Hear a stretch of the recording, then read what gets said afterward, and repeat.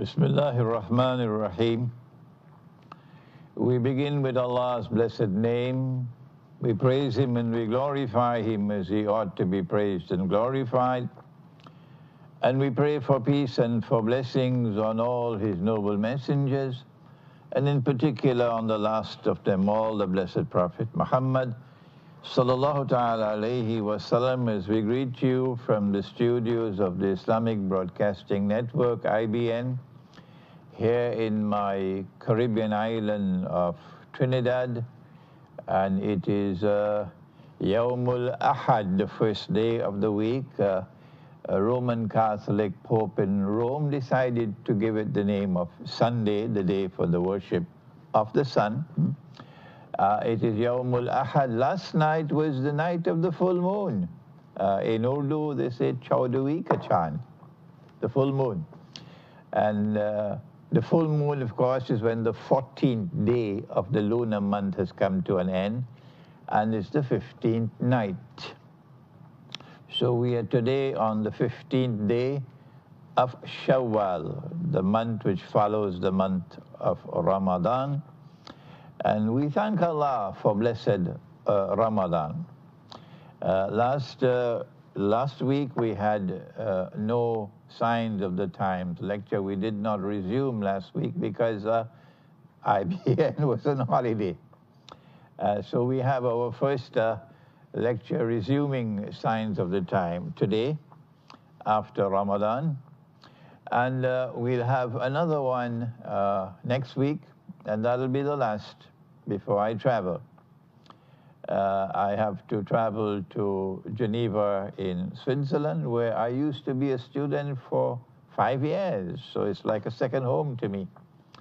On the 29th of July, which is going to be the first Yawm al-Sabt in the month of Zulqa'dah, at 4 o'clock in the afternoon, we're going to have a seminar in Geneva at the Salsabil Halal restaurant at 4 o'clock in the afternoon.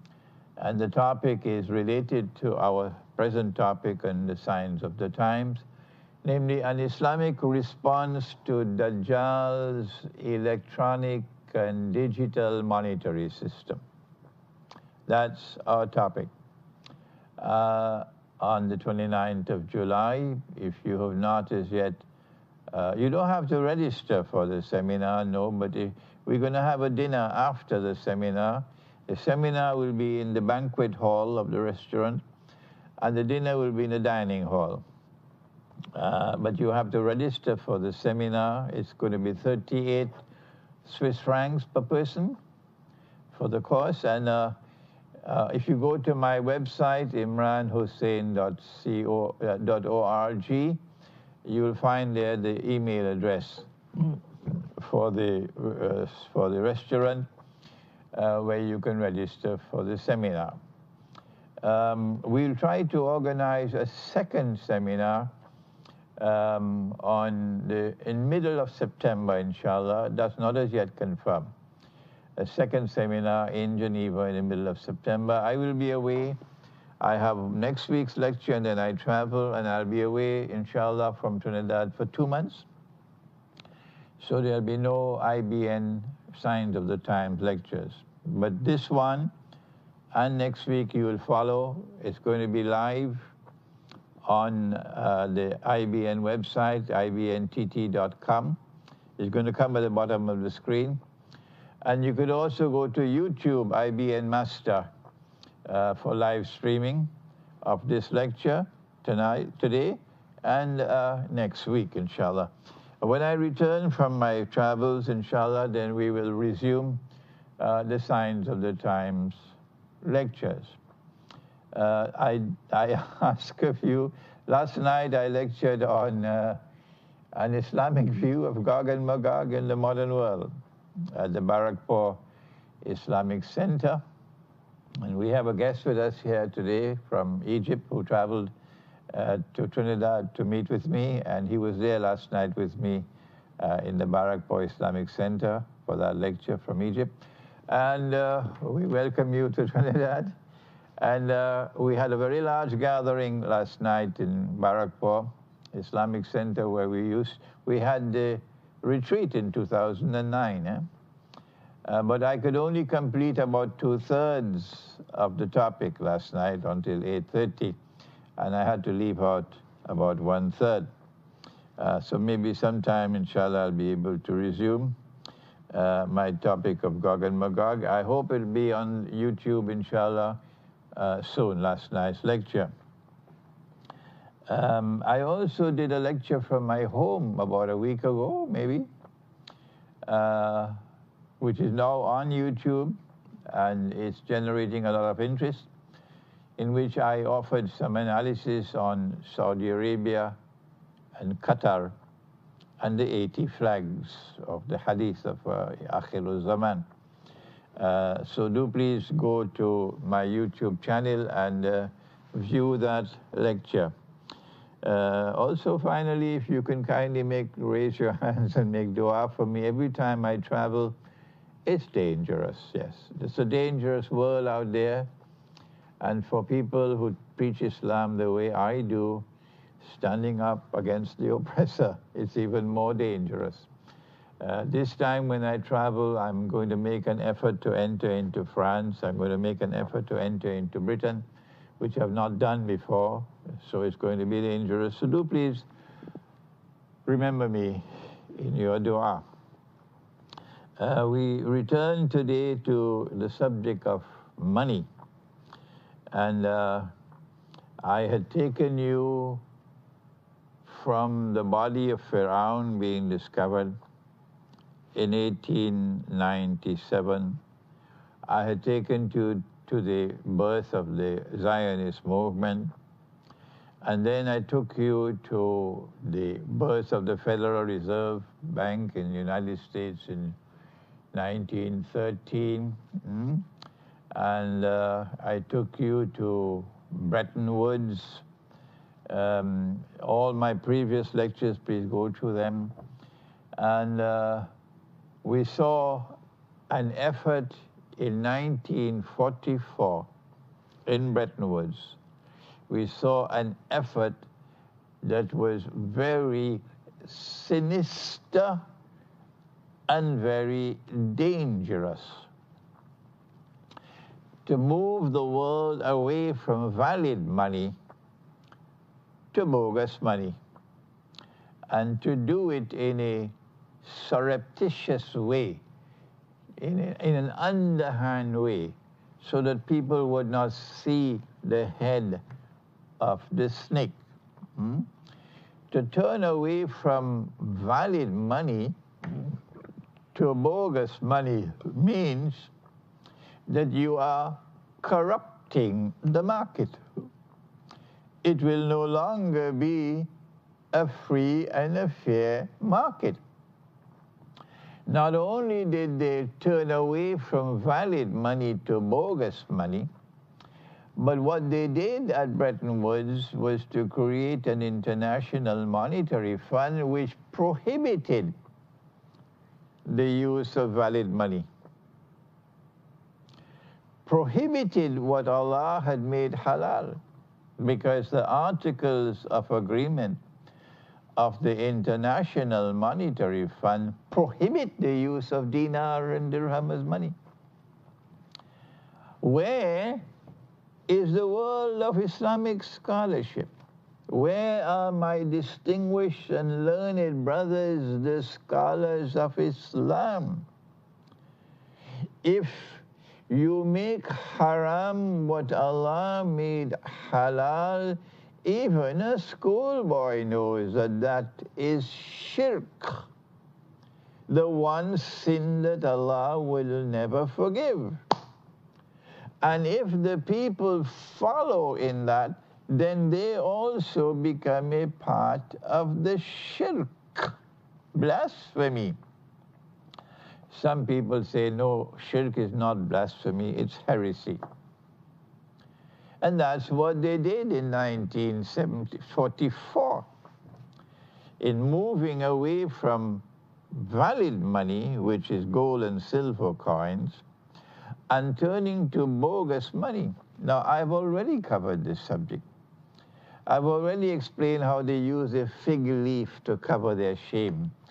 And that was that the US dollar was redeemable in gold at $35 an ounce, but only for central banks, not for people. I don't have to repeat all of that I've already completed. What I did not say to you so far was that this was a transitory effort. This was a stage that they had in order to hide the head of the snake.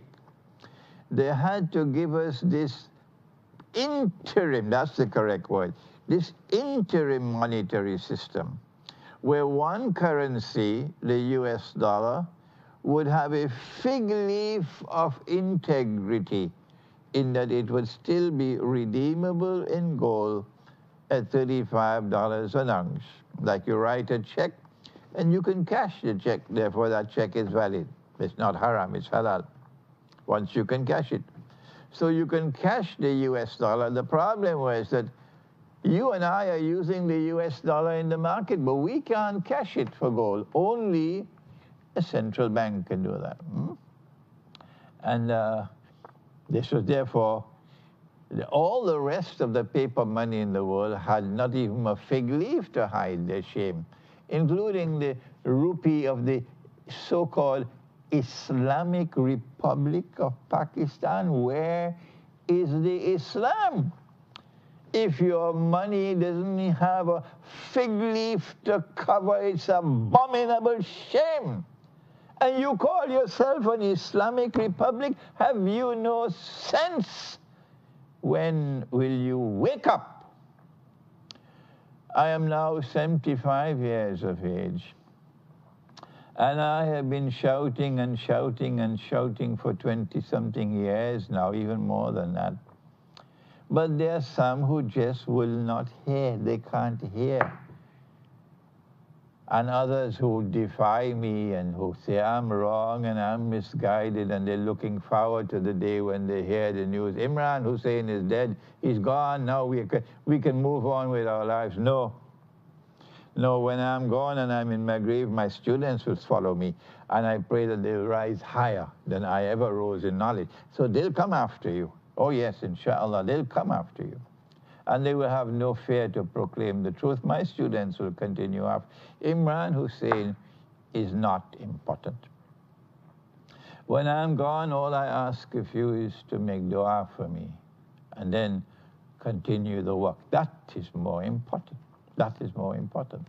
So all the rest of the paper money in the world, they don't even have a fig leaf to cover their shame. They are just paper. But only the US dollar has some semblance of integrity because it was redeemable in gold at $35 an ounce. But that was just a fig leaf, because in 1971, when France, under the able and astute and wise leadership of Charles de Gaulle, General Charles de Gaulle, we commend him for his integrity, when he, in 1966, challenged that bogus monetary system. Yes, and that is why up to this day France honors de Gaulle. There's never been a politician in France since de Gaulle.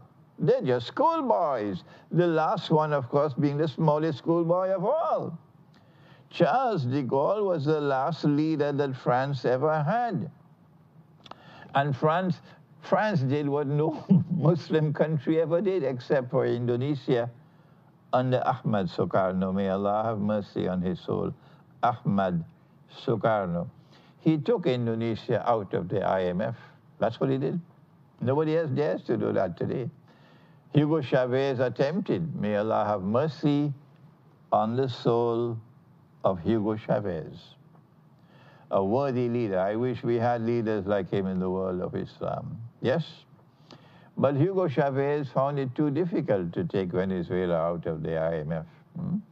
So all the paper money in the world, including the Pakistani rupee, They're just like that. They're just paper. They cannot be redeemed in gold. And Charles de Gaulle challenged this system, which was manifestly unfair, advantageous to the United States. You're making money out of nothing because you're printing paper and you don't have the gold to back the paper. That is what de Gaulle saw. The Vietnam War was a smoke screen to allow the United States to print and print and print paper. Yes, the Vietnam War was a smoke screen to allow the monetary system, the bogus monetary system, to flower. When de Gaulle challenged it, then they removed him from power. But the French government continued, and in 1971, the U.S. decided it's too dangerous, redeeming U.S. dollars for gold because the French were coming again and again. And so Bretton Woods collapsed in 1971. Bretton Woods collapsed in 1971. The U.S. government announced from Camp David that although they were obliged under international law to redeem U.S. dollars for gold, $35 an ounce, they are now they gave their word. They said, we don't have to keep our word.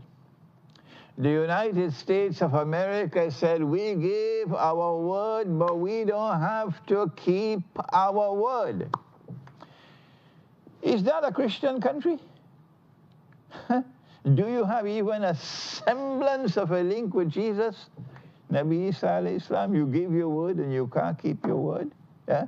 That's the foundation of the religious way of life. So what is this United States of America? It's a caricature of a religious state. It doesn't have any religion. When you give your word and you can't keep your word, you're following Satan. You are a satanic force, not a religious force. I know the American ambassador is going to be very uncomfortable when he hears these things from me, but Mr. Ambassador, these are facts. This is the truth. If you have not done your homework, I have done my homework, Mr. Ambassador. So they gave their word and they broke their word. So the United States US dollar is no longer redeemable in gold. And all the rest of the paper money now have the same status as the US dollar. They're all bogus. Yeah. What I did not say to you is that this was a transition. This was a temporary phase that they did in Bretton Woods because they wanted to hide the face of the snake. The actual snake was they wanted one currency for all of mankind. If you look at the travaux préparatoires of the conference, you will see where I think it was the British delegate John Maynard Keynes. Scholars of international monetary economics will probably be able to confirm. I think it was John Maynard Keynes who he put the trial balloon that this is what we want to do. We want one currency for all of mankind because our goal is world government. And in order to rule the whole world, we need one currency. That is the heart of world government. To rule the whole world, you need one money. Are you listening to me? But they decided that's too dangerous. If we come out with one currency for all of mankind in 1944, people are going to rebel. People are going to open their eyes. And they're going to say, no, no, no, we reject this. So they had to have an interim stage with many, many, many different currencies and wait for some time before they could do away with all these currencies and come with one currency for all of mankind, which is where we are now. One currency for all of mankind. And of course, it'll have to be digital money or electronic money. But what happened to the US dollar of 1971? September 1971 was when France came to the United States with, I think it was $3 billion US and said, Uncle Sam, we want the gold. And Richard Nixon decided it's too dangerous. No, this bank will bust. If we give the money to France, somebody else is going to ask for it. We don't have the gold. So they reneged on their obligations under international law in 1971, and the US dollar then went into no man's land from 1971 to 1973. But then in 1973, they pulled something out of the bag. And that qualified as the most important event in history. In 1973, there was the Arab-Israeli war, and with usual deception, they were on both sides of the war, because on one side of the war, they were supporting Israel, and on the other side of the war, they had their schoolboy, the Soviet Union. They created him, they gave him food to eat, the Soviet Union. The Soviet Union was a Zionist plant, and if the Russian doesn't understand that, I'm telling it to you. And the Soviet Union was on the side of the Arabs, but the Soviet Union was also in their Zionist camp. So they were on both sides of the war in 1973, and they took the war to a draw. But King Faisal, rahimahullah, of Saudi Arabia, had his heart in the right place, although he didn't have much brains, but he had his heart in the right place. And he was very angry about what happened in 1967. So King Faisal had warned that he was going to impose an oil boycott on the United States. And as soon as the war started in 1973, October 73, he imposed the oil boycott on the United States. And the Arab oil-producing countries supported him. And there were lines for oil, for buying gasoline in the United States 1 mile long. Motor cars lining up for gasoline. This was 1973, 74. And the Zionists knew what an oil boycott, a Saudi oil boycott would provoke. They knew it, and they wanted it. The price of oil at that time was $3 a barrel. That's right. And when the oil boycott was imposed, the Arab oil boycott was imposed, it eventually rose from $3 a barrel to $12 a barrel, an increase of 400%. And the US dollar fell by 400%, because by 1973, the US dollar had fallen from $35 an ounce in 71 to 40. Why is money falling in value? Did you ever ask that question? The trade union movement in Trinidad and Tobago, have you ever asked that question? Why is money falling? Bogus money falls in value. Valid money does not fall in value. No, bogus money falls in value, then it's called inflation. They didn't teach you that subject, eh? So from $40 a barrel, $40 for 1 ounce of gold, 40 US, it fell to 160. It fell by 400%. And the Arab oil-producing countries suddenly found themselves richer, wealthier, with money flowing into their banks, into their coffers by 400%. It was in 1974 that the most important event in contemporary history occurred. And Saudi Arabia played the crucial role in that event. What is it? What was it? I now return to a hadith which is in Sahih Bukhari, and my methodology differs from the Salafi methodology, and I am not with any boxing gloves against the Salafi, and I pray that the Salafi will open his eyes and begin to understand, okay? So no boxing gloves.